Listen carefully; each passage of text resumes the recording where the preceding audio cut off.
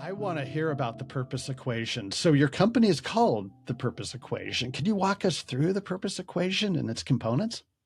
Yeah, I wanted to build an equation because I spent 20 years working with older adults in the senior living world where there was an acceptance of the fact that purpose is important. But again, it's very vague. What does meaning and direction and goal orientation actually mean? So I reached a point where I was sitting under the redwoods in California one day visiting my sister, and I was thinking about it's so vague. What does it mean? Because all the research says that people who are connected with their purpose live 7 years longer, recover faster from illness, less likely to have a heart attack, less likely to have a stroke, like all of these tangible results of this vague thing. But the equation is the result of years of purpose guides who blessed my life, showing me the power of purpose. Like when I was in college, I needed to earn some money. I worked as a personal care assistant for a man named Alan who was working as a lawyer. He was head of disability services at Boston University. Powerhouse of a man. I mean, he ran this department. He was an advocate. He was a lawyer. He was doing speeches for organizations around the world. And he was living with muscular dystrophy. When I met him, he could move one finger, enough to power and his electric wheelchair. So my job was to meet him at his house in the morning, help him with all personal care, showering, dressing, everything, suction his lungs because he had lost the muscles to be able to keep lungs clear, connect him to his oxygen machine, and then go to work with him, feed him during the day. And he would get so frustrated with me, yell at me. It was hard. I was 19. But then we would have these conversations about how his mind knew exactly what he wanted to do and what he wanted to say. And it was so frustrating for him that he couldn't move his body. And then we would talk about the law. And then I would watch him at work, working his magic, helping people, all ages, all stages of life. And I thought, wow, this man is here because he has a sense of purpose. He was 35 when I met him, which was 8 years past his life expectancy, given the status of his muscular dystrophy. So that was my first entree into purpose. So back to the redwood trees and the purpose equation. It reached the point where the calling was so strong. I said, I'm going to figure this out.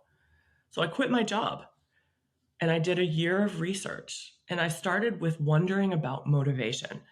Why is it that some people get out of bed and go through their day when it seems like life could be too hard, insurmountable, and others seem to give up?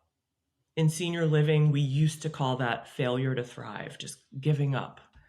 So I started with motivation and I went down all the rabbit holes of self-determination theory and positive psychology and neuroscience and personality theory and basic psychological needs.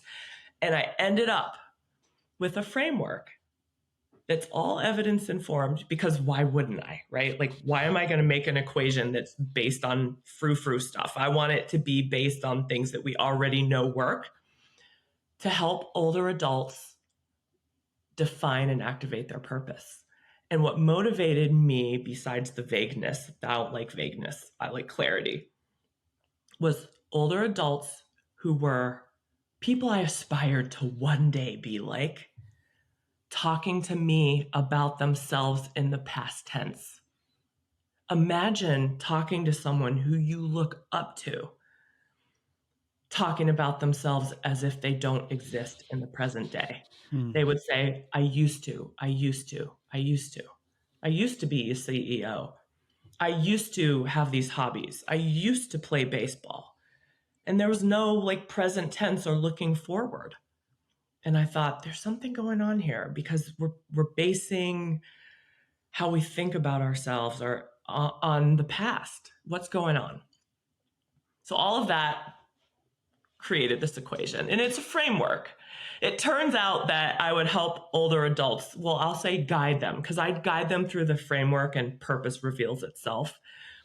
But then the older adult would say, oh my goodness, you got to talk to my daughter. So if the older adult is 80, the daughter is, 35 in her career. And then the daughter would say, you got to talk to my kid in college.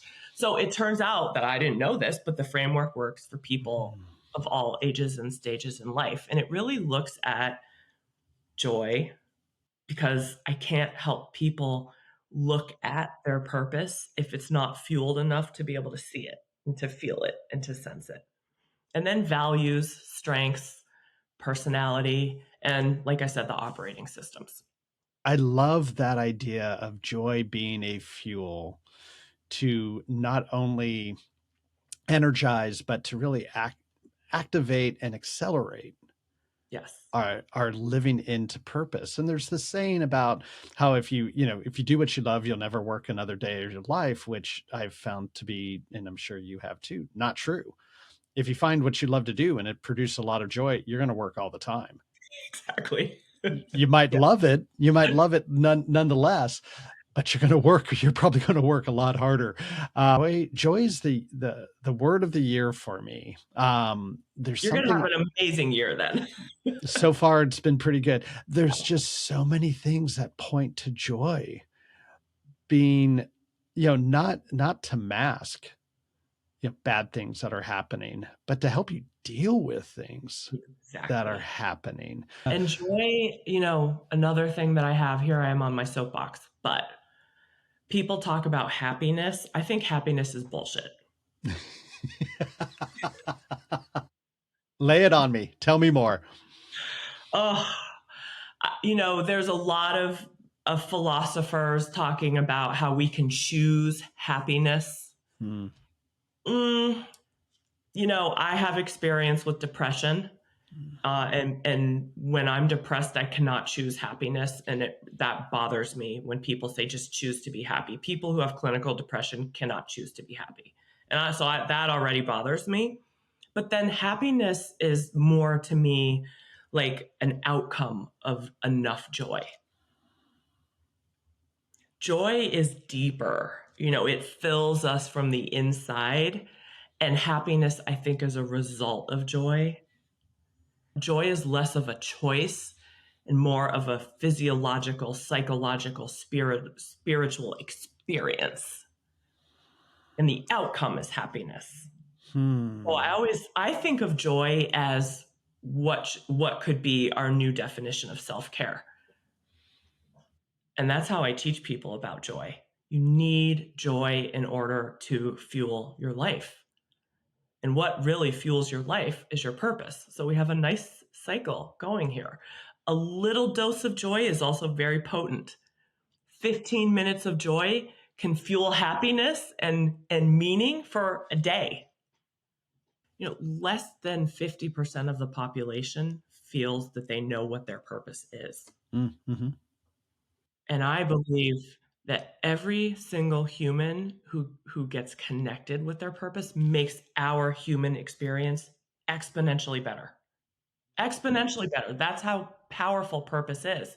Because when I know my purpose and I'm uplifted and I can get out of bed and go out into the world, I'm impacting all these other people, right? Like it just goes out in waves. And the more people that are putting those waves and their light out into the world, it is an exponential effect. Yeah, it's not only joyful and powerful for us as individuals, it is powerful for the collective. Yes. We are better together. So much better together.